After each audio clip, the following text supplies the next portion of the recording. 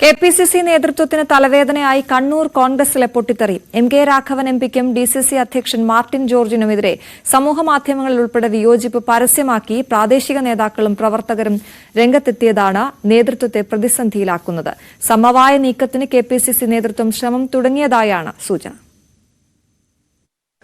Payyanur educational society തെരഞ്ഞെടുപ്പിൽ DCC അധ്യക്ഷൻ തന്നെ വിമത സ്ഥാനാർത്ഥിയെ പിന്തുണച്ചതിലൂടെ സൊസൈറ്റിയുടെ ഭരണം CPM പിടിച്ചതോടെയാണ് കണ്ണൂരിലെ കോൺഗ്രസ് രാഷ്ട്രീയം ഒരിടവേളയ്ക്ക് ശേഷം കലങ്ങിമറിഞ്ഞത്.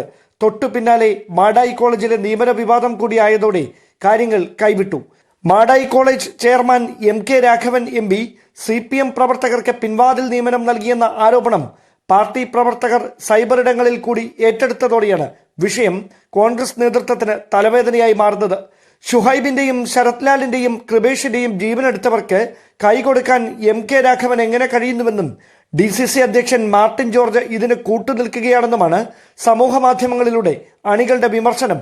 വിഷയത്തിൽ കെപിസിസി നേതൃത്വം പരസ്യ പ്രതികരണങ്ങളൊന്നും നടത്തിയിട്ടില്ലെങ്കിലും പ്രശ്നപരിഹാരത്തിന് ചർച്ചകൾ സജീവമാക്കിയതായാണ് വിവരം. പക്ഷേ നിയമനം അംഗീകരിച്ചുകൊണ്ടുള്ള ഒത്തുതീർപ്പ് ശ്രമങ്ങൾക്ക് പ്രാദേശിക നേതാക്കളും പ്രവർത്തകരും വഴങ്ങാത്തതാണ് നേതൃത്വത്തെ കുഴപ്പിക്കുന്നത്. കണ്ണൂർ കുഞ്ഞിമംഗലത്തെ M.K. രാഘവൻ MPയുടെ വസതിയിലേക്ക് കോൺഗ്രസ് പ്രവർത്തകർ നടത്തിയ പ്രതിഷേധ മാർച്ച് മുന്നറിയിപ്പാണെന്നും തിരുത്താൻ തയ്യാറായില്ലെങ്കിൽ പ്രതിഷേധം കടുപ്പിക്കുമെന്നുമാണ് എതിർപക്ഷത്തിന്റെ വാദം. പ്രവർത്തകർക്കൊപ്പം നിൽക്കാൻ കഴിയുന്നില്ലെങ്കിൽ മാർട്ടിൻ ജോർജ് ഡിസിസി അധ്യക്ഷ സ്ഥാനം രാജിവെക്കണമെന്നുവരെ വിമർശനങ്ങളുടെ മുന നീളുന്നു. അതേസമയം തദ്ദേശ തെരഞ്ഞെടുപ്പ് ഉൾപ്പെടെ അടുത്തിരിക്കുന്ന പശ്ചാത്തലത്തിൽ പ്രശ്നം കൂടുതൽ വഷളാകാതെ പരിഹരിക്കുന്നതിനായി കെപിസിസി സമിതിയെ നിയോഗിച്ചേക്കുമെന്നും സൂചനയുണ്ട്. Dan Kurian, news 18, Thiruvananthapuram.